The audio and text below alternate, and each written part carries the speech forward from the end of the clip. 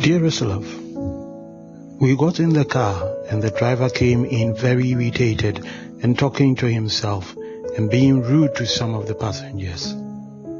We started on the journey and he was almost crawling, and that made many passengers start complaining, and he turned round and started insulting and spitting on some of us.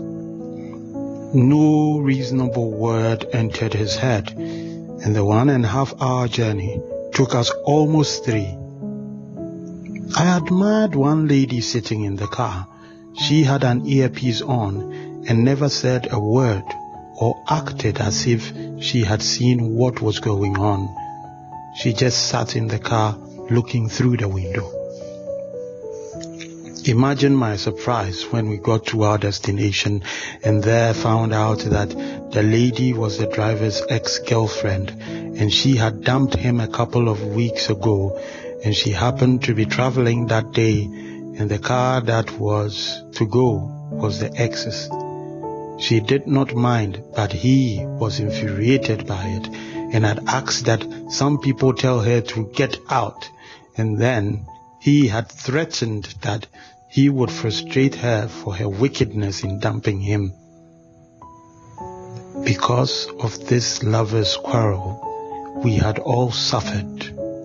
We had been delayed, insulted, spat upon and abused just because one driver was trying to get at his old girl, and she had just sat there as if nothing going on was happening at all.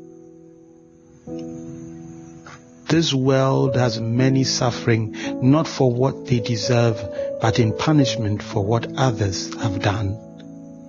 The hatred for fathers are visited on the children, and the punishment of other people's crimes are visited on those who just passed by. The surest poison that destroys is hatred. That which brings hatred is unforgiveness. And those who seek to have a better life follow the best of instructions, which says, "You have heard that it was said, love your friends, hate your enemies. But now I tell you, love your enemies and pray for those who persecute you, so that you may become the children of your Father in heaven. For he makes his sun to shine on bad and good people alike, and gives rain to those who do good and to those who do evil." Matthew chapter 5, verse 43 to 45. Remember what was written. Now, the actions of the flesh are obvious: sexual immorality, impurity, promiscuity, idolatry, witchcraft, hatred, rivalry, jealousy, outbursts of anger, quarrels, conflicts, factions, envy, murder, drunkenness, wild partying, and things like that. I am telling you now, as I have told you in the past, that people who practice such things will not inherit the kingdom of God. Galatians 5:19 to 21.